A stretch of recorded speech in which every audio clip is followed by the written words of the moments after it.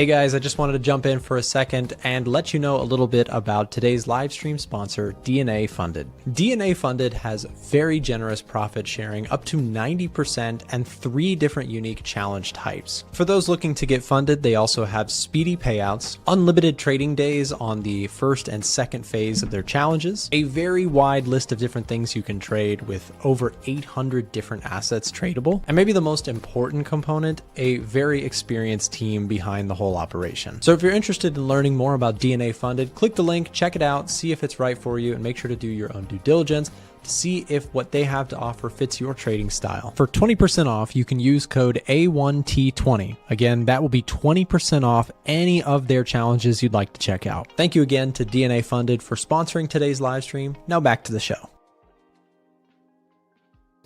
Good morning, guys. Welcome back to another stream. Hope you're doing well. Just wanted to make sure we got that link dropped here. If you are looking to check out DNA Funded, take advantage of that offer. It's 20% off for limited time off of their challenges. I believe they offer a couple different options there. And in my view, it actually seems like a preferable one, a little bit more for swing traders, just because you get a little bit more, or there's not like a time constraint, which is big. Anyways, check them out. Link is in the chat right now and in the description of the live stream. Hope you guys are all doing well. We are back for another one. Market has been an interesting place here recently. The stock market dropped a little bit here recently. You've had gold still chopping around. Little rebound here in recent times. Dollar index giving up some of its gains here. Looking like now we're going to give up more of that with today's move lower here in the dollar index, coming down to test the 61.8% retracement, it looks like, on this recent move higher. So dollar looks all sorts of confused right here. You had what looked like a really strong breakout, but then when you got those revisions, that completely kind of threw this out of the window in my view. Like, I was looking at the dollar and I was like, wow, this looks really strong. You have super strong jobs data, you know, dollars breaking out of resistance. And then we shot all the way back down to that level. And now it looks like we're failing to hold that area. So we've talked about this a lot, but just to give you guys an updated view, US economic heat map looking a little soft again for the US dollar. You had PMIs, both PMIs came in lackluster, not very strong. You had PCE numbers recently that came in a little bit bullish for the dollar, but just a number of things that really missed expectations. Non-farm payroll was a big whoop for the dollar. Some weakness there. We had less than expected jobs and revisions to the prior number down. I mean, this was a very weak jobs report. So, you know, to me, it's like dollar index looks a little bit soft. A week ago, it looked like we might actually have a breakout on our hands for the dollar index. Now, I'm not so sure. Now, I don't really feel very confident trying to go long the dollar aggressively. And this happens, right? Sometimes you get fake outs. Sometimes you get this push higher and it looks like we're going to go, you know, fly into the heavens, and then something happens and we get some, you know, some evidence, some quote unquote data that does not support the narrative. And so we have to be kind of reactive to what we're seeing in markets.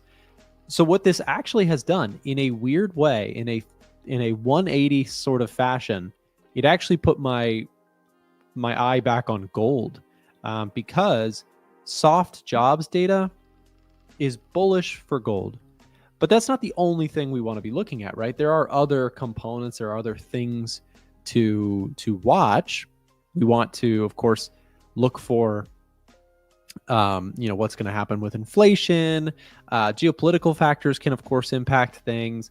But the big question is, if you're going to get the breakout in gold, what's going to get us there? What's going to excite, you know, the gold bulls to actually break us through this multi-month high? Well, I'll tell you this. First and foremost, I was doing I had a conversation with Chris Pulver and Blake Morrow a couple months back. We did the trading battle together, which, if you haven't heard about the trading battle, it's a really cool show where two traders go head to head. I was actually hosting the event. It was a lot of fun. And so we were doing that event, and we had a conversation about gold This was 2 months ago, right? But we were talking about the concept being that consolidation at the highs is actually bullish. Let me explain why. From a technical perspective, let's just discuss this for a second. Why is a consolidation at the highs, why is that considered bullish? Well, the idea is you had a huge run up. And if sellers were really strong in this area, people would be selling it. They'd say, oh, this is high. It's got to come down now, right? It's overbought. It's expensive. It shouldn't be this high. And sellers should be able to break this thing back down with relative ease. Consolidation at the highs is almost like the bulls building a base camp here, right? They're solidifying that this area is going to hold value for some time. It's just like a really oversimplified view of what's happening. We had a huge run up and nobody's been able to break it higher or lower. So that kind of solidifies where it's at. Then we kind of bow down to the prevailing trend, which has been long-term gold upside. And it's built on the idea that the dollar index is weak, right? That's a big component to why gold has done so well. So the reason that recently I've been more cautious on gold has been the dollar index looked like it was turning.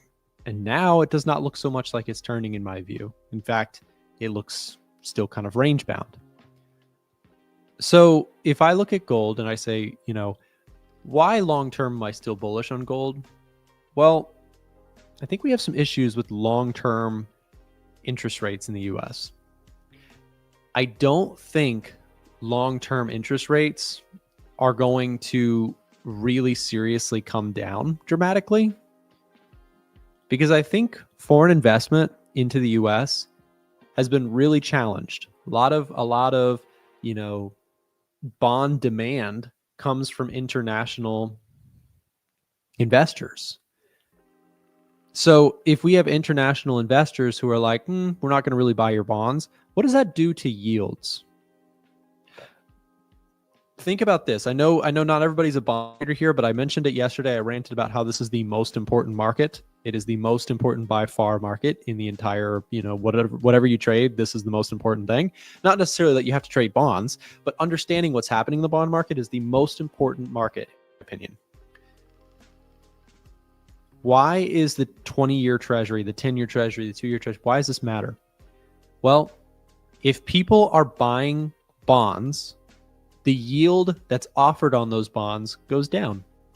If everybody wants a piece of bonds, right? If everybody wants a piece of lending money to the US Treasury, then the yield that the US Treasury can offer can go down. Hey, if everybody wants our bonds, we don't have to give you as much. Like, more people are going to buy them no matter what, even if we go down in yield or what's offered to the borrower, right? When you buy a bond, you get paid in interest per year in the form of a coupon. So if everybody wants to buy bonds, yields move lower. But if nobody wants to buy bonds, or there's not as much of a demand, lackluster demand, yields stay high or even go higher. Why haven't yields, if the Fed's going to cut interest rates, why haven't yields come down? Well, they have come down. On the short end, 2-year yields have come down because the bond market says, oh yeah, the Fed's going to cut interest rates, but the Fed controls the short end of the yield curve. They make changes when they cut interest rates. It impacts the short-term end of stuff, the short-term borrowing rates. It does not necessarily impact the long-term 30-year mortgage rates, so on and so forth. So people who have been waiting to buy a house, they've been kind of frustrated because it's like, well, the 2 year's down to 3.72. Why is the 30-year still at 4.8? Well, it's because the market dictates what long-term borrowing rates or yield is. The Fed does not control that. The Fed controls the short end, does not control the long end. This is why I've been arguing that if the Trump team just, were to kick out Powell and put someone in there, it doesn't necessarily solve their problem. Because when you borrow, interest rates are determined by the market on the long term. And if the world thinks the US is being irresponsible, guess what? The bond market is like the fourth wing of the US government, is what I say frequently. The bond market can say, we're not buying your bonds, or they can say, we'll buy your bonds. On the long term, the trustability factor of the US national debt, US government, is what sets a lot of the long-term borrowing rates. I know this is a high-level conversation about bonds, but trust me, it is very important. It's why I think gold has not had a substantial pullback. One of the reasons that gold prices, in my opinion, remain so supported is that there is an uncertainty and a low trust factor to US national debt in the bond market. We can see that as evidenced by yields are not really coming down. If everybody thinks rate cuts are coming and they're going to be sustainably lower for a long period of time, and the US, economy looks really great, if there was a high trust factor to where the future of the US is going, this would likely be moving a little bit lower, right? We'd probably see a little bit more progress in this. So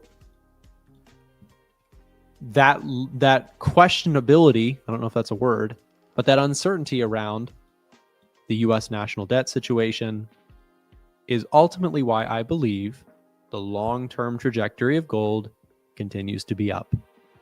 I don't personally see an environment in which we sustainably move lower in gold for multiple years. I could be wrong. We could enter into a multi-year sell-off in gold. It wouldn't be the first time it happens, right? Happened in 2020. We had, almost 3 years of downward movement in gold from the highs. Here's what is this? 7 years where gold prices were down, right? So it happens. But personally, I actually think that even though, yes, you've had a monster move up in gold, I don't necessarily think it's over. Background music is still playing. Oh, I think it's off now. Also, let me adjust my lighting. It's like really strong.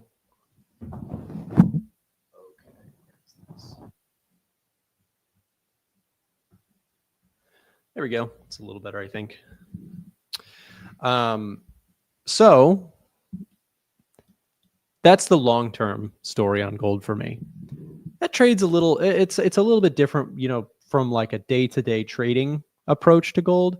But that is why I am preferable to long positions, is because I do think that the longer-term trajectory of gold is generally, path of least resistance is up, based on fundamental analysis that I've just done, discussing, the bond market. But also now we're getting some shorter-term cues. We're getting a little bit of softness in the labor statistics. This is why I like gold, right? I am back in the bullish camp, but waiting specifically. Well, I thought I was. Where'd my top setup on gold go? Oh, there it is, +7. So we're getting a +7 on gold. So we are getting a bullish reading on gold. PMIs swung us officially into bull territory because we had weak PMI data out of the US and on both services and manufacturing. So gold flipped to bullish. And so what can I do with this? Well, not a whole lot, because the chart still looks really messy. And I don't want to mess around with choppy price action. I would much rather wait for a sign of a breakout and pullback. So I know I spent a lot of time discussing bond yields and gold today, but it's an important discussion. And I hope that it was useful or insightful to someone out there. If you're enjoying the stream, make sure to hit the thumbs up button, subscribe, all that good stuff. I also cannot emphasize enough how important fundamental analysis is in 2025. Understanding where ultimately markets are likely to drive next based on what's happening in the economy, what's happening in the bond market. This is how you spot major market trends and catch them before they happen. Fundamental analysis is the way. Trying to catch everything from a technical chart, a lot of times you're too late, right? You got to be ready for those moves, because they're likely coming, right? So let me just real quick, if you are not in our Telegram channel, let me just drop this. This is a quick free plug, by the way. If you're not in our Telegram channel and would like to be, here's a little bit of a preview. So if you are somebody who you're like, okay, fundamental analysis, I get it. That is clearly very useful and helpful, but you're like, it's also really daunting and seems like a lot to learn. We started investing. So I hired essentially someone to help us with creating content for our Telegram channel all about fundamental analysis. He's a A1 Trading regular. He's a member of our community. He's posting a ton of great content all about fundamental analysis, charts that he's watching. And I also post my own stuff in here, of course, as well. But if you're not in the Telegram channel, it is free value, and it's a great way to start learning fundamental analysis for free every single day. If you are not in the Telegram channel, I just dropped the link in the chat here. Click that link, join the Telegram. If you're interested in keeping up with what's happening with the dollar, with gold, with indices, NASDAQ, S&P, all of that good stuff, our Telegram channel is the spot to be. Again, we are posting research every day completely for free. So if you're like, okay, I want to take my fundamental analysis to the next level, but not sure how to do it, the easiest way, and I wish I had this when I was a new trader learning fundamental analysis, I wish I had this Telegram channel. It's free to join. Every single day, we are posting valuable content to keep you up to speed with what's happening in markets, but more importantly, why certain fundamental forces are moving the markets the way they are. So take 2 seconds. If we could just drop the link one more time here in the chat to put it at the bottom of the chat here. Don't miss it. Join the Telegram channel. Like I said, completely free. Genuinely free. No strings attached. There's value every single day. Okay, so let's take a quick look here also at what is happening with the indices. You've got the stock market open up in 7 minutes. Yesterday, we did get some earnings out of Advanced Micro Devices, a pretty popular stock for investors. And we did see a little bit of a slide here in the after hours as their earnings did come in better than they pretty much came in line with expectations, which in this market is not enough. Still a very exciting company. They're, kind of the NVIDIA competitor to an extent. Well, they are an NVIDIA competitor. It's just that NVIDIA is so dominant right now. But there's tons of market share. There's plenty of, pie to grab, if you will, when it comes to semiconductor stuff. AMD came in with their earnings pretty much in line with expectations. And the reason I say that's not enough in this market is because right now the market is so hot that investors are almost expecting you to come in and beat the estimates. If you don't beat them, the market kind of punishes you. That's why so here's the thing, right? Let's just do a quick synopsis on earnings, because if you trade indices, earnings matter so much. If you are in a very strong bull market where the market's going up every day, or it feels like it, guess what? Expectations are up here. If the market's going up every day and everybody's buying stocks and everybody's kind of like invested already, the expectations that you have to exceed in order to get your stock to go higher, for the stock market to go higher as a whole, you have to have something even more impressive. The bar was set very low over here. If you were bullish on indices over here, all we needed was one little thing, and it was like lighting a fire, at a gas station, just like exploded higher, because we had, the announcement of the 90-day pause, and look how violently the market bounced because expectations were low, right? Now expectations are high on stocks. And so this is why it's important that we understand market sentiment. This is where risk to reward comes in big time when it comes to tracking market sentiment. Now, we get the latest AAII investor sentiment survey tonight. I'm going to make a prediction. Actually, I'd take this back. I think it's going to remain neutral. Crowd sentiment as of last week was still very neutral.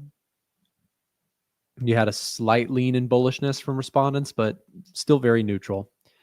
I think we're going to probably stay there because you did get a little bit of a sell-off, so that might have some investors looking to be a little bit more bearish or cautious. But we'll see.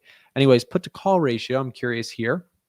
So we did get a short fear spike, right? We saw a short period in the last few days where the market sold off on Friday, and investors did get a little spooked. What was this? July 31st and August 1st. Those 2 days, we did get quite a bit of bearishness, right? People buying puts. Remember that if you're new to the put to call ratio, this is a tracking tool for the options market. You don't necessarily need to be an options trader to use this. It's a very useful tool for all traders, even if you don't trade indices. It shows you sentiment. So when we are looking at, right, the put to call ratio, when it goes really high, that tells you that the crowd is buying a ton of puts. Puts are bearish bets. When it goes really low, that's telling you the crowd is buying a lot of calls. Those are bullish bets. So the crowd sentiment is something we can track using the put to call ratio. It's one of my favorite indicators for sentiment. This thing recently spiked high, right around NFP report. People got really scared, and go figure, that was right around the low of the market, right? At least in this week. So I always keep an eye on the put to call ratio for this reason, but I also want to keep an eye on it getting to kind of other side. If you get this move, if you get an extreme kind of demand for calls coming into this market, people getting very, very bullish again, that is going to be, to me, another signal to lock in some profits, sell some covered calls. That's probably what I will do in that circumstance, and definitely put a pause on buying indices. So I'm waiting for this type move, something of some higher caliber move to the downside, which I think could still be in play. I'm not bearish on indices. I'm not making a bet that I think the markets are going to go lower. I am simply thinking that the only way they become more attractive to me in terms of buys would be a little bit more of a pullback. And it's one of those things with indices, you can say that and you're like, they never pull back. Oh my gosh, I've been waiting and waiting and waiting. And then all of a sudden, all at once, they pull back big. Some people really dislike trading indices for that reason. They can kind of be like grindy up, everything's good. And then all of a sudden you just give away, massive amount of your profits very quickly. It's one of the reasons that sometimes investing can be frustrating, because if you had bought, here, you waited for a long time just to get back to break even. Then you saw all this move higher, right? And then you came all the way back to break even. And that's over the course of 3 or 4 years. You were at break even after 3 years. Now, of course, the market has rebounded and jumped up, but at any point, this is the difficulty with indices. At any point, you technically could get another big slide and give back a huge amount of gains. If you're on the right side of the short side of the indices, it's a cash machine. It rarely has it happened to me. I find it very difficult to time shorting the market, but the people who get it right, when they do, holy crap. It's the risk to reward on shorting, if you are correct, and that is a big if because it's hard to time, is very good because the market melts very quickly and it rises very slowly. So we'll see. But personally, I'm looking more for pullbacks. If we can get them, I'd be much more interested in that. Just real quick, also, if you guys are interested in trying out the Edge Finder, we'll drop a link here in the chat. If you want to get access to the Edge Finder for 30 days, you can get some information using the link we'll drop here in the chat. In just a second, we're going to throw the stream over to our next show host. It is James. I think he's coming back. So real quick, like I said, if you want to try out the Edge Finder, here's the information. If you want to use our tools, we have a list of different things: market sentiment tools, fundamental macro screening tools, our algorithm that helps find top trading setups right now, and much, much more. For all information about trying out the tool, click this link that's just been dropped in the chat, fill out that form, and we will send it over to you with some information. Okay, guys, up next, we've got Forex James. Stay tuned. Hey, stream viewers, if you're outside of the United States, I have a cool offer I want to tell you guys about, thanks to our partnered broker, 8cap. 8cap is currently offering the ability for new depositors to get access to our premium tool, the Edge Finder, completely for free. Now, how this works is basically you create an account and deposit a certain amount of money into that account, and they will essentially buy the Edge Finder on your behalf. So it's a win-win-win. They get a new client for a reputable brokerage, you get access to the Edge Finder and a great brokerage to trade with, and you'll be supporting the show by signing up with 8cap. Now, here are the steps if you want to find out more about this specific offer, but make sure to follow them specifically as we list them out on the screen here. Step 1, navigate to a1trading.com/8cap. That's a1trading.com/8cap. Step 2 is to follow the instructions and to make sure you use the specific link on that screen to sign up for your new 8cap account. Step 3, complete the required deposit amounts and contact their team as instructed on the page. So if you're interested in finding out more about this offer, head over to a1trading.com/8cap, and we'll also be dropping the link to this down below in the live stream chat as we speak. Like I said, make sure to follow those instructions specifically if you'd like to get access to a free copy of the Edge Finder if you meet the deposit requirements as listed on the website. Full information, like I said, can be found a1trading.com/8cap. Now back to the stream. There we go. Sorry, I was muted. Bit rusty on the streaming side. So how is everyone? How is everyone doing? Happy, what day is it? Wednesday. Happy Wednesday, guys. So what is going on in the markets? Well, not much for me. I haven't really been very active over the past week or so. I've had to take care of some personal things. However, I would like to just preface, I'm sadly not in these positions on the NASDAQ or the Dow. I would love to be, but I was watching the price action on Friday. So I was watching here. We came down to our 200 moving average. We came down to a minor level of support. Nothing too interesting here on the H4. However, it wasn't good enough for me to buy from. Obviously, it was pretty much right after NFP, and all we had really on a technical confluence was just a 200 moving average. In hindsight, would have been beautiful. This would have been a very, very good trade, but you know, hindsight's always 2020. Same thing on the Dow. I think my internet's quite slow today. I'm not sure. I'm having technical difficulties. Yeah, same thing on the Dow, although not as convinced. It seems like New York Stock Exchange opened down on the Dow and higher on NASDAQ. Pound yen is really the only other one that I've been sort of contemplating taking a short position on. We've still got a really, really nice reading here on the Edge Finder of pound pairs bearish. So we've had this sort of pound bearish narrative on the Edge Finder for the past, well, like week and a half, for a week. It's been quite a while. So we've got pound dollar, pound CAD, pound Swiss, pound New Zealand, and pound yen. So pound yen, in my opinion, is a bit more speculative, but I really, really like what it could do. So it puts me really back on the yen strength idea. The issue is the Bank of Japan going to hike? Now, I've been talking about this so much this year, over the past sort of 7-8 months, so I'm not going to go into it too much today.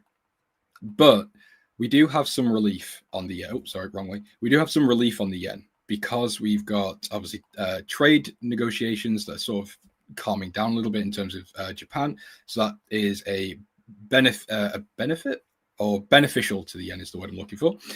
We've also got potentially improving data for Japan, which could in turn lead the Bank of Japan to hiking, but that's not in the cards yet. I've seen some speculation about October being the next cut. The next hike. Maybe not. I'm not convinced. So let's just have a quick look at the heat maps here. Like I said, I've been a little bit rusty on the markets over the past couple of days, so I'm kind of catching up as I'm talking to you here. Bashi, yeah, I miss you too. It's been a long time. Lee, how are you doing, my friend? Hope you're well. So we've got dollar down. The dollar's really not doing too well. It's failing to recover really from Friday's data here. So my idea of potentially double bottoming on the dollar is still valid. However, the data is very, very shaky. So I put out I think I put a YouTube video out last week or Saturday. I can't remember what it was. I put a YouTube video out recently, basically saying that the recent data has really shaken my dollar long idea, and that's fine. That's part of trading, but I was really banking on the idea that we might get a higher NFP and we might get stable unemployment. I mean, unemployment's still stable. It's a 4.2. It's not crazy, but obviously it is still a tick up from previous, so it's not great. So I would be expecting two situations here. Either the dollar comes back down into this previous low, double bottoms, and then continues higher. There's a very typical pattern that the dollar does when it is forming some sort of bottom. So I'm not really concerned just yet. However, the other situation is we start breaking lower, we come back, retest, and then we see more dollar bears stepping in. This is very possible, but I think this would take a lot more rather than just one negative NFP data, and obviously the revision lower. God, I completely forgot the revision on NFP. It was embarrassing, to be honest with you, from an outside perspective. I mean, it was what, 147k reduced or revised down to 11 or 14k. It was a crazy number. Anyway, I think what would really induce more serious dollar selling is if we get inflation coming down. That would then, of course, feed the rate cut narrative even more. So there is that, and obviously we've got recession fears. So if GDP starts creeping down again, it did quite well actually on the previous release. GDP was, I think, negative 0.5, and then it came out at 3. Let me just double check that's right. Yeah, negative 0.5, and then jumped up to 3. So as long as GDP can hold solid, we're okay. As long as services can remain above 50, I think we're okay, although it did take a hit. Manufacturing's obviously not in a great place at 48. Retail sales is okay, considering we're at negative 0.9 and popped up to positive 0.6. So overall, the data isn't telling me that the dollar's ready to collapse, but any shaking of this castle, I think, is going to be a bit of a crumbling effect. Okay, so Dow has seen some selling on COT. Nikki actually doing very, very well. Nothing overly surprising here. The pound is obviously very, very sold. The yen struggling. So as we spoke about last week, I was showing you a report by who was it? I think it was Nomura. Nomura Research was short on the dollar yen, and I didn't like the idea at the time because, again, I was relatively bullish on the dollar. They sold. Hold on, they sold on a daily, so they sold roughly at this point here, give or take. Obviously, I don't have the data on me right now. So they sold something like this and a stop loss there. And we streamed, I think it was Friday. It might have been the Friday stream or slightly before. Anyway, we saw dollar yen rocketing like this, and I was like, yes, I think they were a bit too early to that trade. But clearly not. I mean, I look like the idiot now. So dollar yen shorts, I still like the idea, especially, again, if we can see the dollar or the US data continuing to weaken. And on top of the optimism of the Bank of Japan hiking, I think dollar yen would be a very, very nice call to go lower. Thursday GBP rate. Oh, right. I thought you said GDP for a second. I was like, what do you mean a GDP rate cut? Yeah, the Bank of England is expected to cut, so it's not really much of an issue. I think it's pretty much just priced in already at the moment. New Zealand US dollar. Let's have a quick look-see on the Kiwi dollar.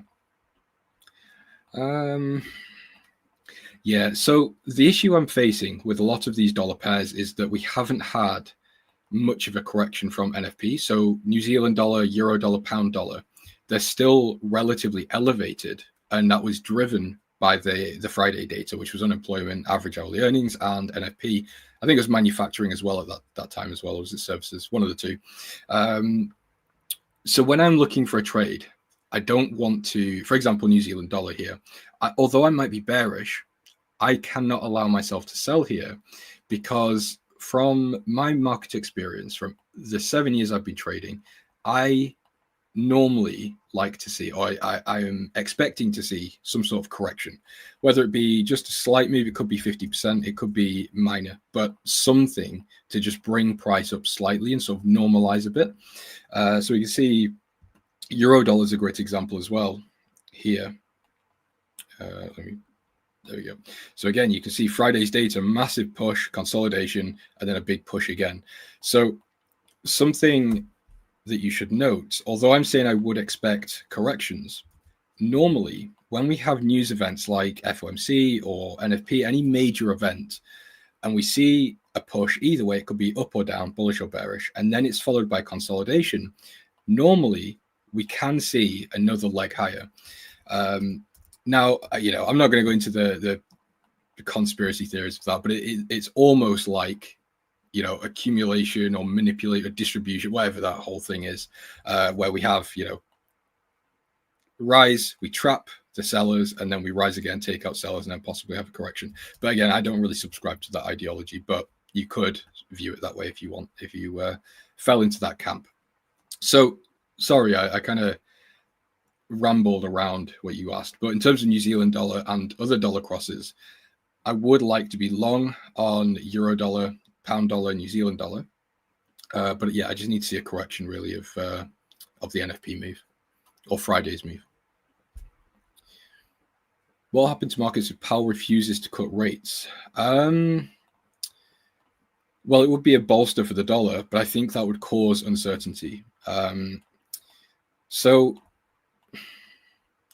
I don't think there is a huge rush to cut rates right now, but I do think they should cut rates at some point. So I don't think it's wise for the Fed to hold, and then get to a point where maybe they need to hike.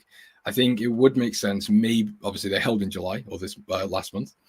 It would make sense from a data aspect for them to cut in September, and then obviously go back to being data dependent and seeing how data develops from there. Because although, as we are now, we could sit and look at the data and say, X, Y, and Z might not look great. So yeah, rate cuts coming. But what we also need to factor in is tariffs. So although tariffs are becoming a little bit of old news now, kind of, and everyone's sick of hearing about it, it's still a very prevalent and very relevant factor in the markets. And in the last, what's it called? Last press conference that we saw on the rate hold that we just had in July, the Fed said, or Powell said, that they're still, I can't remember exactly what he said, but it was along the lines of they're still not certain on the effects. So that could be an argument for them to continue holding rates. It wouldn't be a surprise, if I'm completely honest. Okay, let's see here. Oliver, no problem. Again, I kind of went around the roundabout in that answer, but hopefully you got the idea. Would be a rather decent swing trade. I think I'm missing some things here. What are my moving averages, 20 or 100? You're wrong on both of those. I've got a 50, which is the gray one, and I've got a 200 here, which is the white one. I just use, excuse me, I just use those for trend detection, and it can be quite nice to use for buying into pullbacks as well. Like this is a great example.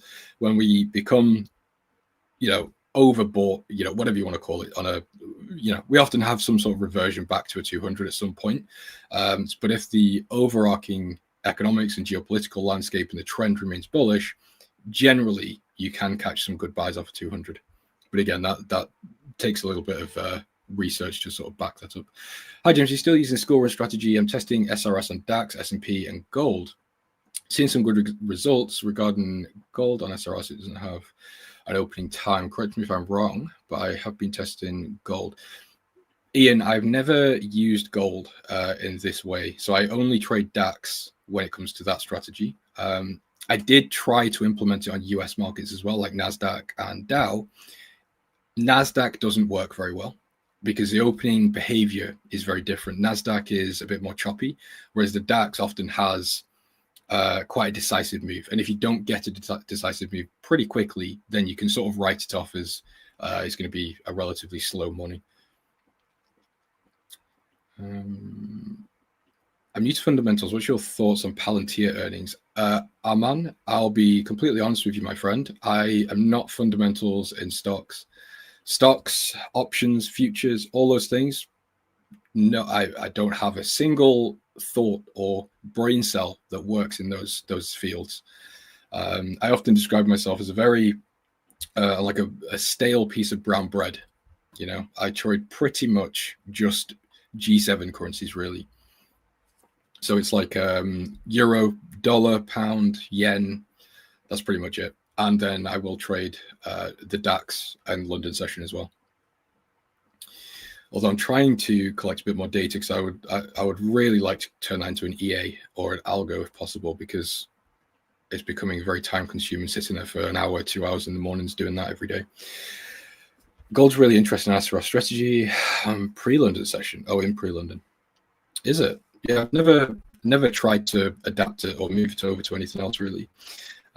Okay, I need to remember I've got half an hour today.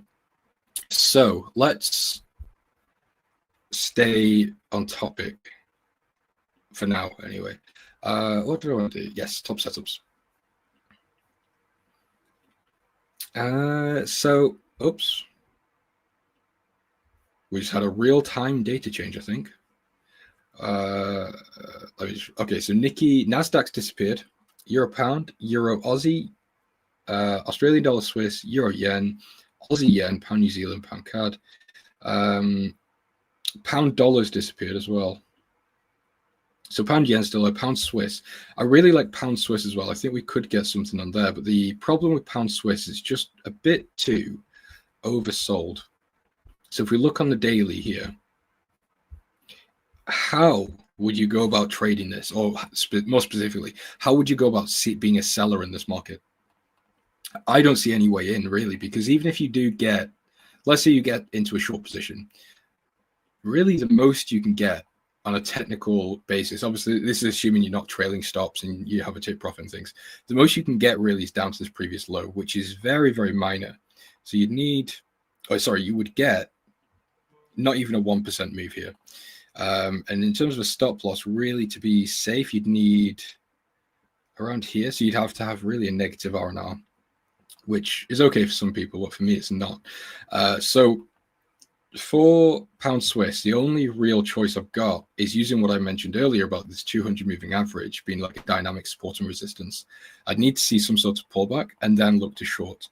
So if I could get into a short, let's say here, for argument's sake, I would have no problem trailing stops into these lows because they could definitely be broken, although it might be tricky. We might have to see, it might require a catalyst such as more Bank of England dovishness or whatever it may be.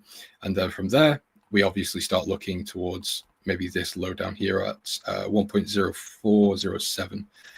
But yeah, either way, what I'm trying to say is it's a tricky market to be a seller. So I can't really do much here. Can you look at Euro USD? Yeah, sure. Yeah, so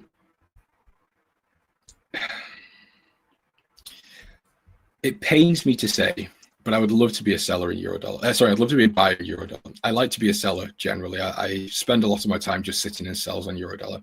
However, at the moment, I just can't really justify it. Normally, I have an angle, like a couple of, last week, the week before that, I had a very valid argument for being bullish on the dollar. However, that's kind of broken temporarily, at least until we get something else to back it up again, like a new data release. But yeah, for now, it just seems like a buyer's market. I mean, we failed continuously to break any lower. This looked like a very healthy correction. Absolutely nothing wrong with that. The dollar is continuing lower. The Bank of Europe, European Central Bank. Actually, let me just double check this. Hold on, just bear with me. Let me just see what the ECB's rhetoric is. So they are neutral to hawkish. ECB pauses rate cuts at 2%, signals possible end to easing cycle amid disinflation and economic resilience. December rate cuts, risk remains under watch. So if we take the idea that the ECB is going to hold or at least slow down their rate cuts, we've got that. That's relatively hawkish on the ECB, whereas the Fed is expected to cut rates in September. So let me pull up again, just bear with me. I'm just going to pull up the Fed watch just so I can show you what the market expectations are. Yeah, I mean, this is overwhelming. We've got a 91.4% probability or expectation that we're going to have a rate cut. So you can see down here, it was 1 week ago. So last Wednesday, it was pretty much 50-50. It was actually edging more on the side of holding in September. And then as soon as we got the NFP unemployment release and revision for NFP, we saw this jump massively. So the markets are expecting a cut. So with that in mind, we do have a relatively nice central bank divergence to play on here. So we'd be shorting dollars and we'd be buying the euro. But again, as I said earlier, being a buyer at the current level is not really appealing to me. I would really like to see a pullback. So I'd like to see somewhere, let's just say here. So I suppose for the ease, we'd just say 1.15 right here. So I think this would be a relatively sensible entry level. But again, we need to see that pullback really before I can look to get in. Giovanni, hello, good to see you. just testing phase. Nothing really beats DAX pre-London sessions. Yeah, that's the thing. Royal Trades. The DAX is very, very good. I mean, I'm going to be honest. I've had a terrible start to this month with that strategy. I've really not done very well at all. But it is what it is. But yeah, generally speaking, it's very, very strong. Cut shows euro outflows last week. The problem is the dollar was very bullish last week until Friday. So I'm going to ignore the cut data for dollar and euro, because as we already know, when the dollar's doing well, the euro then takes the punishment, and vice versa. So if the dollar was doing well up until we had Friday's data, obviously we're going to see buying in dollars and selling in euros. Which time frame? This one is the daily, but generally I use the H4. So I use the daily just for, you know, general levels and trend and things. I use the H4 to sort of get into the market. Okay, let's just do a quick market check here. What is going on? So I'd love to be a buyer in gold as well. So again, sorry, I'm stuttering. Same thing I said on euro dollar. I'd love to be a buyer, but only if we can see this pullback, because I don't want to buy it right here. Because if I buy it here, realistically, my stop loss has to be down here, and we're then approaching these all-time highs. So that puts me in a situation where, you know, if we do see a rejection of these all-time highs, like we have done before, or, you know, I'm going to ignore that because these are the most recent highs. That puts my R&R less than half. So I've got no interest in that. So I have to have a pullback before I'm interested. I feel like that's all I've sat and said today is just, I need a pullback. I need a pullback. Copper, same thing. I was looking to buy copper on Friday after we had NFP, but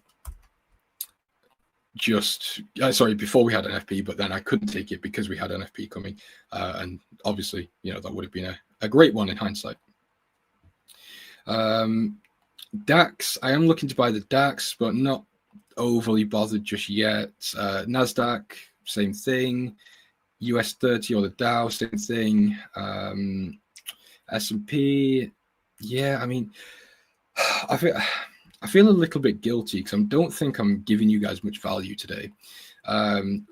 So just to quickly nutshell what I'm actually looking at is pound shorts. So sterling, UK pound shorts. I'm looking at potential dollar shorts, but I'm not set there yet. I'm kind of on pause, slightly bearish, but not doing anything just yet. And I would love to be a buyer of the indices market, specifically the US indices. And again, that sort of relates back to what I was saying about the rate cut narrative. If we can see those rate cut bets increasing, I mean, they're already at 90%, but if we can see, for example, if inflation comes out cooler, I will be clicking that trigger to buy very likely the Dow, actually, not the S&P, maybe even the Russell as well. I don't trade the Russell. In fact, never, ever trade the Russell, but I might be convinced in this situation. So the reason I'm prioritizing the Dow here is because if we look at, or we think about how the S&P and the NASDAQ have moved, and the DAX as well, and even the FTSE, since we had this tariff crash, well, they've all recovered, but then the Dow is the only one that hasn't come back up to make new all-time highs. So I don't want to say expecting, but I would like to see a catch-up on the Dow. So if we can see some catalyst to get in long, again, that would likely be more rate cut bets getting priced in. I would love to take the Dow into new all-time highs. So that's my plan. Obviously, whether that works out is a different question. Armand, yeah, I flick between the daily and the H4 quite frequently, but generally it'll be on the H4. Thoughts on copper? You know what's funny? I've not checked copper. I remember I was watching a trade battle, or the trade battle between Chris Pulver and Akil, I think is his name. I might have got that wrong. I do apologize if it is, but I'm fairly sure it's Akil. But yeah, Nick was hosting it. I clicked on the stream and it was gone. So I was like, oh. It was up for like half an hour. So anyway, turns out that they all went over there. And then Nick was like, "Oh, what's just happened to copper?" I was like, "What has just happened to copper?" And it looks like it's just being rug pulled. It's crazy. I've never, well, I have, but this isn't something you see every day in financial markets. So anyway, to the point. I don't know anything about copper in terms of what drives it or like what's going on currently with copper. So I can't really give you a fundamental view here. But from a technical view, this looks, and this could be, famous last words, this looks like a great place to buy. And that's more from a position trading point of view. So obviously, if you're a swing trader, maybe you'd want to go and look into what's actually going on. But if you are bullish on copper and you're wanting like a longer term holding, why not start accumulating while it's down here? Because we can see we did attempt to come up to around 6. We've continuously been making these higher highs. And again, this is absolutely not financial advice. So please do your own research. But if I was interested in having a longer term hold in my portfolio like copper, I probably would be buying it here. Very small amounts, obviously, because it could go lower. But yeah, I think there's a possibility we could come back up to around 5.5, let's say. But again, I just want to make sure you're absolutely aware. I don't trade copper, so that's not any advice. Please go and do your own research. That's my 2 cents on a technical view, and even the technical view is very rough. James, do you buy gold, DAX, S&P as CDF, CFDs, credit default swaps? Yeah, CFDs. Isn't the swap long quite pricey? I don't really care about swaps, but no, not really. I don't pay that much in swaps because I pay more in commissions. I've got a Razor account at the moment, so yeah, it's not too much of a problem. And to be honest, I'm actually not swing trading very much. My personal life has been very, very busy, and other than that, I've just been scalping the DAX in the mornings, and that's about it. So I've not yet felt the pain because I'm with IC markets at the moment, so I've not felt the pain of swaps. But yeah, I do trade CFDs. I was using spread betting for a while, but didn't really enjoy it. Didn't have fun with that. I've also gotten into options. And when I say I've gotten into options, I mean I've lost some money with options because I have no idea what I'm doing. So I really need to figure out how options work. It's definitely not my forte. So I took actually, you know what? Seeing as I've only got a couple of minutes left, I'll show you this. And I don't even know what price I got in, but it was when Palantir took that hit. I think it was a government thing. Again, I've got no idea what happened. And it's really unprofessional, but it's completely fine. I didn't lose much. I think it was around here when Palantir took that hit. I think it was a government contract that got stopped or something. I'm not sure. Anyway, I took an option and took a loss pretty much immediately. But again, when I say I took an option, I don't really even know how to describe it because I'm not very good there. I don't think I've got anything else open. Yeah, I'm sitting pretty flat right now. Great financial advice. That's what I'm here for.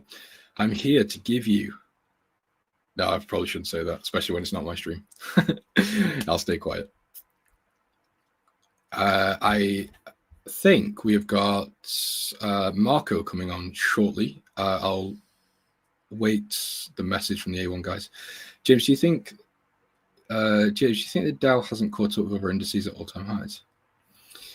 It's a good question, and honestly, I don't know. I'm not 100% sure why. I would say that it's likely because of the tech boom, but again, I'm not 100% sure. Stocks are not my main thing, or not something I'm very knowledgeable about, at least. But yeah, I'd say if you look at NASDAQ, you look at the S&P, we've got big companies that have been doing very, very well that I don't think are included in the Dow. So I just don't think the Dow has had, what's the word? It's not had that, that punch to push it that much higher, or to at least go and create new all-time highs. I think it's coming. I don't think the Dow is going to be a huge lagger. I don't think it's going to be a case where the Dow is falling down to 40,000, NASDAQ continues and the S&P continues. Obviously not. But yeah, I do think the Dow is ready for some sort of catch up.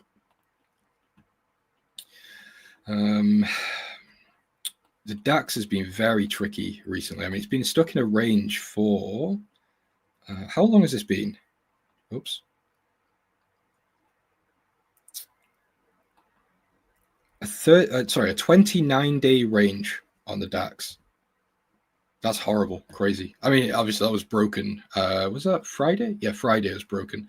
So it might be coming back up into that range, which will be really fun to try and deal with on DAX. I've got a message from Chandler. Marco is good to go. So guys, I will love you and leave you. I hope you all have a great rest of the day. I'm not sure if I'm on any time after this week. I'm away next week, so I won't see you for a little while. Guys, have a good one. I appreciate you all being here, and I'll speak to you all soon. Stay safe. If you're someone watching the show right now and you're outside of the US looking for a better brokerage, listen up. I wanted to take a moment to mention today's live stream supporter, Vantage. Vantage allows traders outside of the United States to trade CFDs. You can trade everything from commodities like gold, you can trade US indices or global indices, and you can even trade FX all under one brokerage, and you can connect to MetaTrader 4 and trade directly on tradingview.com. Not to mention, they also have a really good sign-up bonus going on right now. So we'll drop the link to that down below in the chat as well as in the description of this live stream. Check out Vantage. Now back to the show.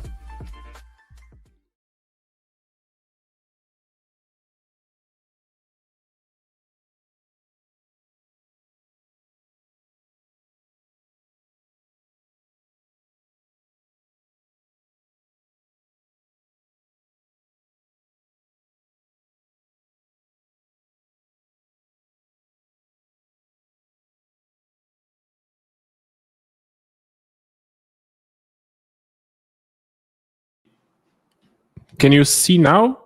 Maybe? I changed the source, so I think we should be okay right now. So let me know in the chat.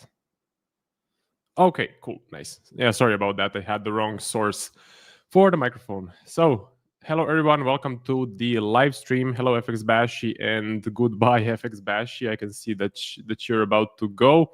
So, if you guys have any questions, any suggestions, any chart requests, make sure you put it in the chat. If my microphone is not working, put it in the chat as well. And let's get it started. So here is my trading view.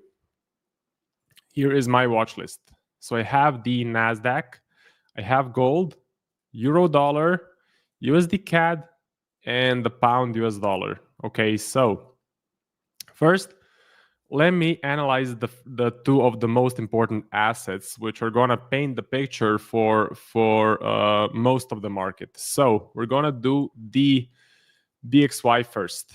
What has been happening with DXY? Well, the DXY is looking a bit bearish right now. So we had a big bullish reaction on the dollar right here on Monday, Tuesday, and Wednesday last week. That was because of the Fed meeting, which turned out hawkish. Okay, so the meeting here was hawkish. There was no talk of a rate cut in September. So it made people believe that there will not be a rate cut soon. So the dollar gained value.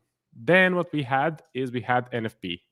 So we had NFP, and the NFP came in much, much worse than expected. NFP, if you are in the A1 trading Discord, we heavily discussed the NFP event last week. And in my opinion, it was definitely an overreaction. So as you can see, the actual number was 73, forecast was 110, and the previous number got revised from 240 something, I think, down to 14. So a crazy, crazy revision happened for NFP. Right now, people are expecting rate cuts in September. My stance is I'm not 100% convinced. I'm not 100% sure because Powell looks at inflation, and the rest of the guys, I think there's 12 committee members, they are looking at inflation numbers. So yes, they're looking at the employment data, but the most important thing is inflation and the possible inflation caused by tariffs. So inflation data is still kind of sticky. My plan is to be a little bit neutral on the dollar. So I'm not fully bullish, I'm not fully bearish, I'm a little bit neutral on the dollar. until we get more data. So we are soon getting the inflation data.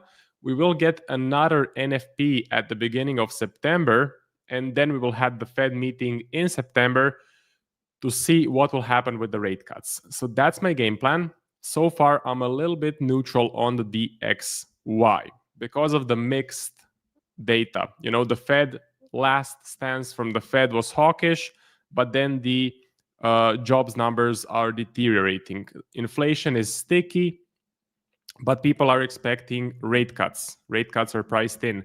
I think on the US 0-2 year, a definite drop. So I guess people are expecting rate cuts. Now for the second thing, I want to go through the S&P 500. So for the S&P 500, I am seeing a huge uptrend and then a bit of a pullback and a pause. Okay, so I wanted to see a bigger pullback. It was a very quick drop on Thursday and Friday because of some new tariffs that Trump is announcing. So we had massive tariffs in April. Then we had a bit of a pause. Then we thought it was going to get better. Then Trump came in last week talking about more tariffs, especially on India. So we're getting that risk off environment in the stock market, but a quick rejection on Monday, a quick bounce to the upside. Unfortunately, I wanted to see a bit of a bigger pullback to look for buy setups. So this pullback was kind of too small in my opinion. Overall, I'm bullish. The US economy is still doing well. There is no signs of a recession. Rate cuts are maybe coming, maybe already in September. Artificial intelligence revolution should be great for the NASDAQ. So I'm actually looking for buy setups on the NASDAQ, and I'm going to tell you more about it a bit later. So let me check the comments. Aubrey wants to see GBP USD. You are bullish. So for GBP USD, I'm actually in a sell setup. I'm in a sell setup from the 31st of July. Now, I got in on the 1 hour chart entry with a small break and retest. It was running probably like a 1-to-1 at this point, and then it reversed all the way back up, and now it is in drawdown. So this position is in drawdown, and I'm still bearish. The reason is, when I took this trade, Edgefinder gave me a bearish reading. The pound was getting some, let's say, kind of bearish fundamental data. Also, we're getting a Bank of England interest rate decision. Where is it? Let me find it. Here, Bank of England interest rate decision, and a cut is forecasted. So the previous number, 4.25, and the forecast is for an interest rate cut. That is actually dovish, and that is bearish for the underlying currency, which is the pound. The dollar, at least when I took this position, was very, very strong. Okay, so the dollar was gaining a lot of strength. You can see pound dollar was just selling off like crazy. And then we had NFP on Friday, which messed up my position. Overall, I'm still in this position. I'm not closing it. I'm still bearish on the pound and US dollar. The reason is the pound data is still bearish. We are still expecting a rate cut from Bank of England.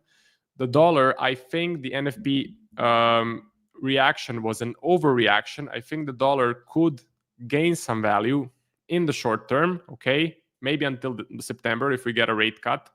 And on the daily, we have broken, if you want to talk technical analysis, we have broken this level and continued lower, closed below. So we may do a bit of a break retest of the resistance level then, and then we continue dropping.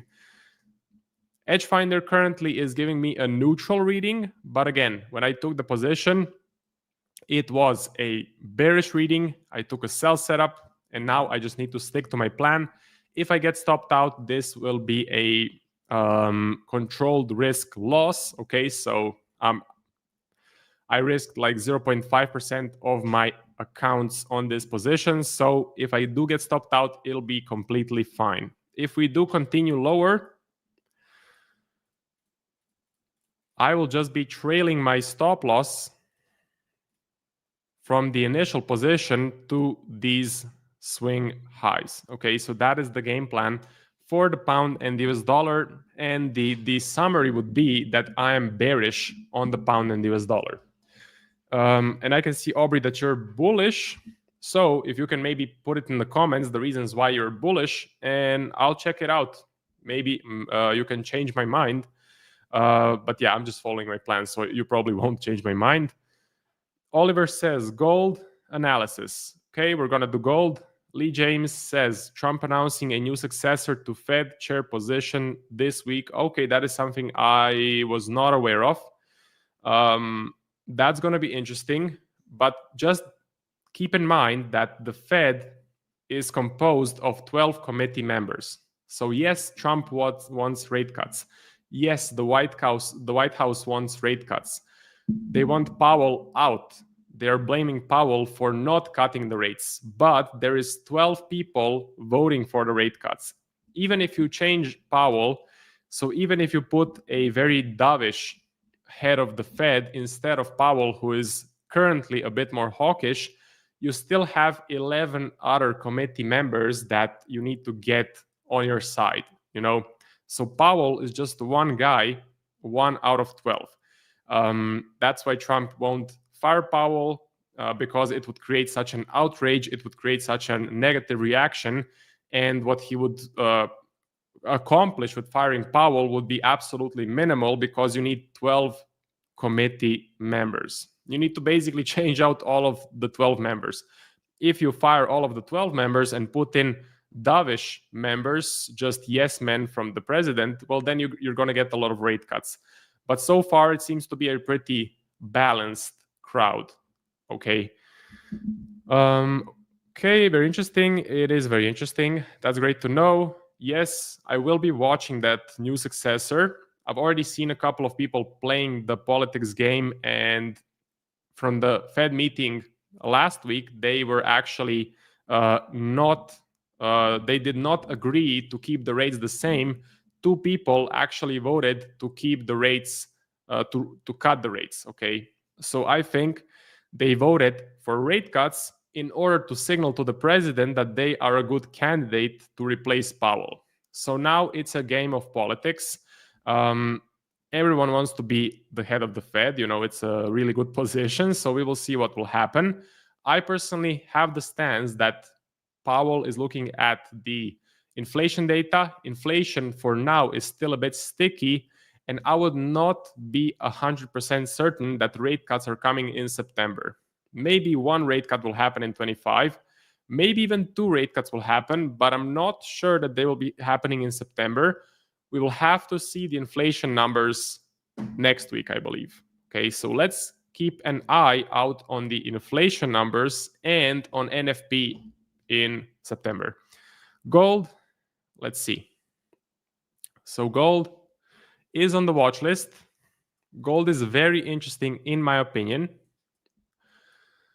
The reason is, first, I'm getting a bullish reading on the edge finder. So that's immediately on my radar. Second thing is that because of this mess in the Fed, because of Trump firing the head of the Bureau of the Statistics, and because we may see people kind of sucking up to Trump to be the new head of the Fed, some investors and traders may start to lose confidence in the United States, and it may create some uncertainty. Okay, so it may create some uncertainty. This whole mess with the Fed, this whole mess with Trump wanting lower rates, and this whole mess with the firing of the head of the Bureau of the Statistics creates uncertainty, which could push gold higher. Gold loves uncertainty. Okay. Gold loves uncertainty. Gold loves a risk-off market. And that is why it is my current, I would say, second favorite thing after the NASDAQ. So I'm looking for a breakout. The reason why I don't yet like gold is because we are stuck in a range. So this range, as Nick says in his recaps, this range can last for a really long time. So this can happen, and I don't want to be placing orders inside of this range and getting chopped to pieces. So if I buy here like this, price goes lower, bounces, then I buy again, okay, with a tight stop loss. Gold goes up, bounces, takes me out, and then goes higher. So I want to see a confirmation. I want to see a nice, strong breakout to the upside like this, and then I would consider some buy setups. So I would say the fundamentals are good. I would say the macro environment, what is happening with the Fed and Trump, is good as well. It creates some uncertainty, and tariffs. Don't forget, we're getting more scares with the tariffs, okay? That is all bullish for gold. It all creates a risk-off environment, and it all creates some uncertainty. So Ashram says, hello, please check Euro Yen. Please share your view. Which setup works in this pair? Okay, let's see. EJ, daily. Let me check on the Edge Finder. I'm not going to share my screen because it kind of messes up the stream. I need to see how I can solve that. But let me check it on my Edge Finder. So Euro JPY. Bearish. Okay, we're getting a bearish reading. We actually had some bearish pressure.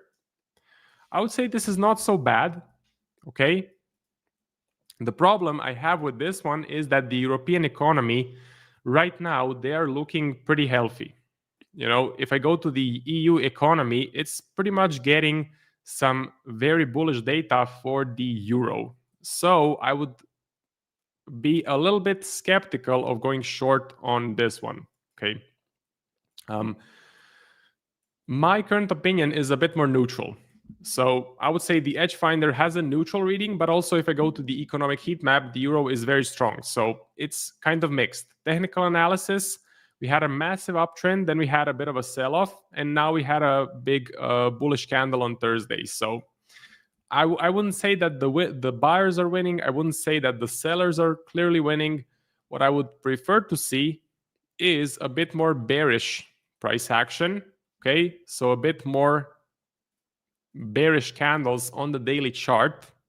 And I would like to see the European economy to lose some strength, to lose some steam, to get some poor economic data. And then maybe shorting the euro yen would be an interesting thing. So we had a massive, massive uptrend.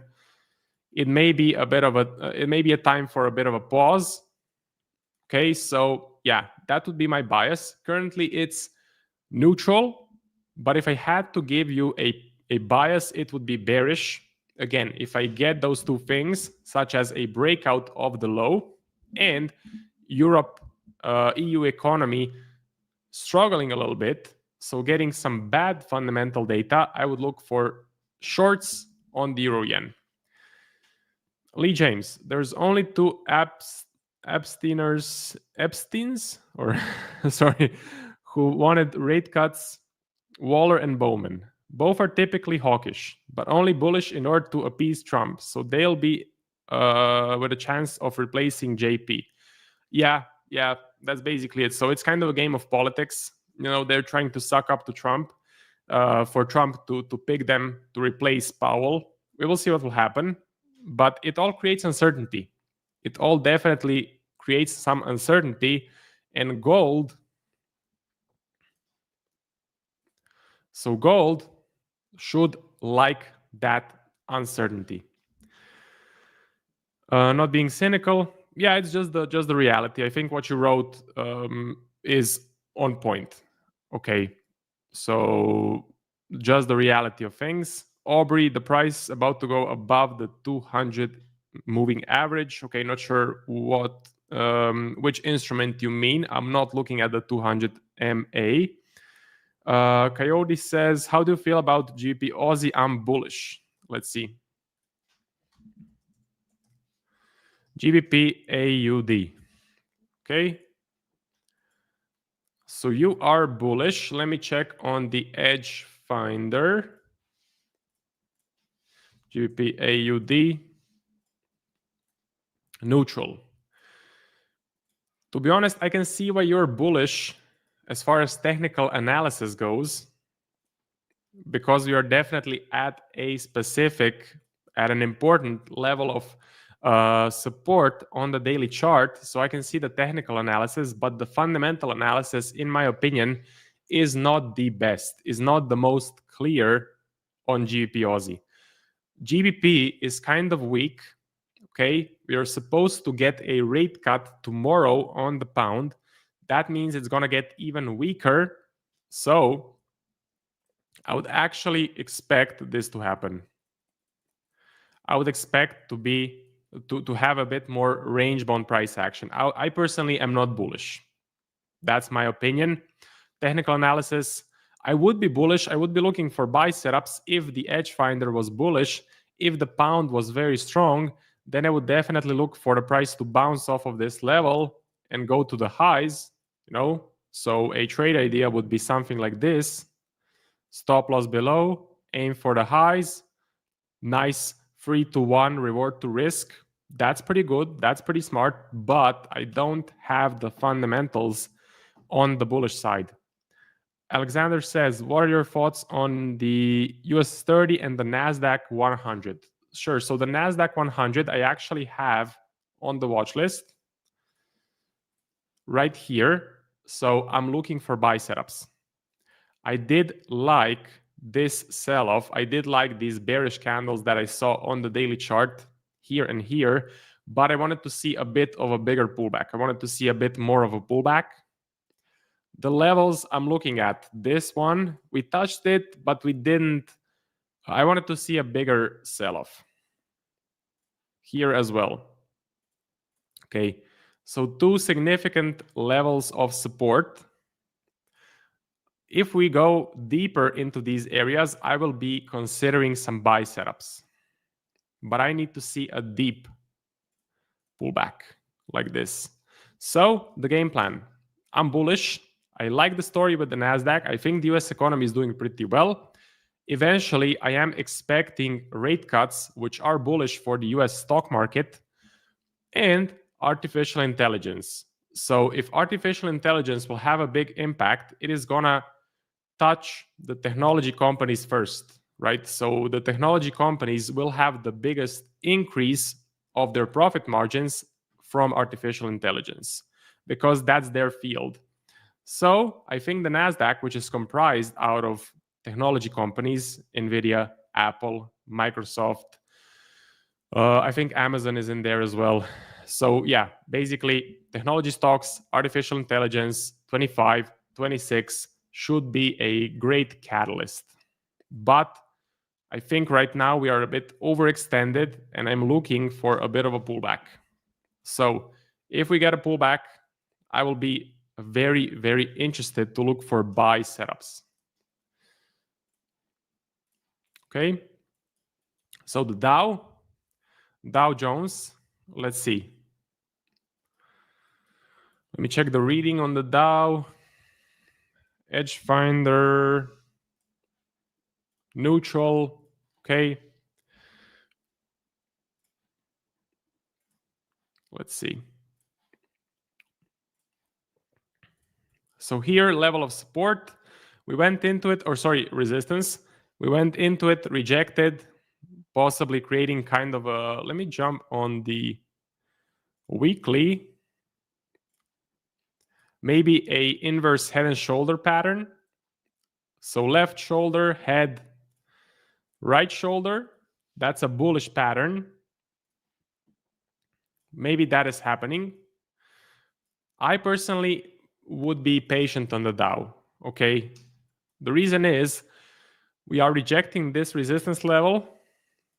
I think this can definitely be an area where the price bounces, and I would like to see a breakout first.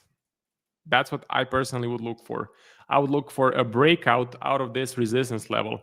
And I think if you want to play the US stock market, the NASDAQ is better. the NASDAQ gives you a better opportunity, gives you a better edge, in my personal opinion. So my focus is on the NASDAQ. Bitcoin, yeah, sure, we can check Bitcoin. Bitcoin, right here, I like this level. I would like to see a bit of a bigger pullback, okay, a bit of a bigger pullback here. But the fundamentals are not bullish.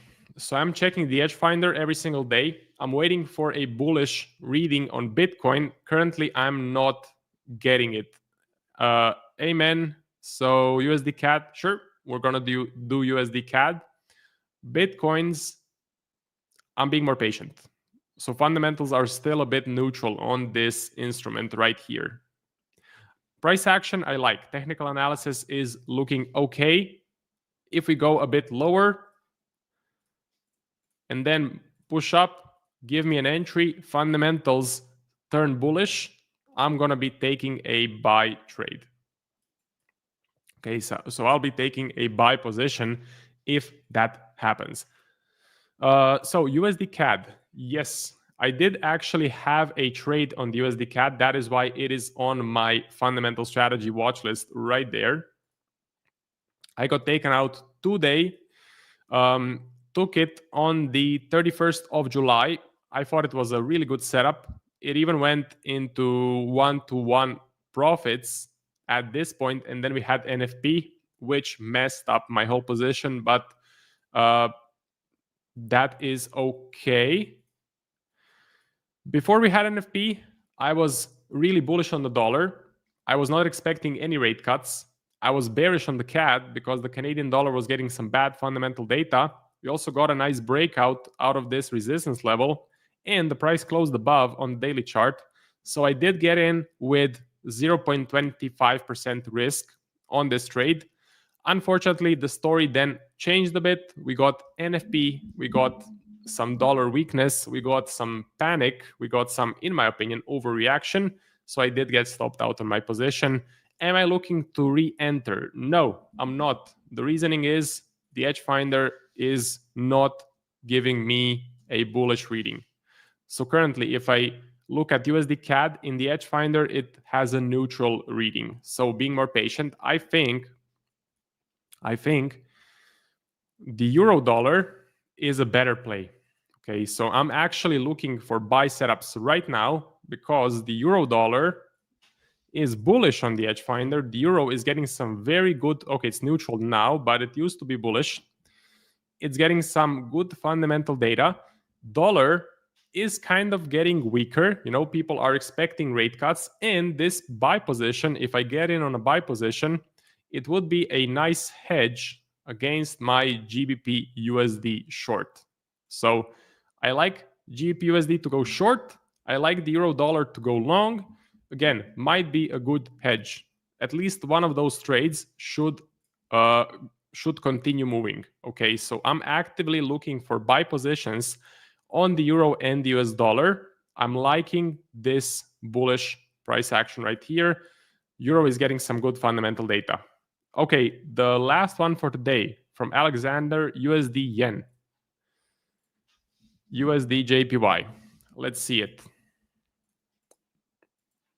Let's look at the daily. Let's look at the edge finder, USD JPY. Very bearish. Okay, we're getting a very bearish reading on USD yen. So betting on dollar weakness. I think that's interesting. I think that is interesting. So technical analysis may be a bit bearish as well with this sort of a range or a channel, right? I'm currently not looking for position on USD yen because I'm not 100% sure about rate cuts. So I'm not 100% convinced about dollar weakness. I like the euro dollar buy a lot more than I like USD yen short, right? That is just my stance. Also, if I go short, the swaps will be pretty high on this one. I'm going to be paying some really high swaps. So yeah, USD yen, not for me. If I had to give you a bias, it would be a bearish one. and I would look for sell setups here, right? But I think there's better opportunities out there. Look at the euro dollar. It's in a massive uptrend. If you zoom out, definitely a massive uptrend. USD yen is not so straight cut. USD yen is a bit more messy. Yes, we had a really nice, really large downtrend, but then we started to be pretty messy in this area, right? So that is my view on USD yen. I think there you could have a bigger edge on some other currency pairs if you want to be short on the dollar, right? I think your main idea is to be short on the dollar. So check out the euro US dollar. That's it. Thank you guys very much for watching. See you guys tomorrow. Muhammad, oil, come back tomorrow and we will do oil because I just ran out of time. So thank you very much for watching and have a great rest of the day. Thanks for watching today's show. Remember to subscribe if you're new and to turn on post notifications so you don't miss the next one. If you're looking for more free trading content, consider joining our Telegram channel, linked in the description down below, or find free courses, prop firm discounts, and broker sign-up perks on our website a1trading.com. That's all for today. We'll see you back tomorrow.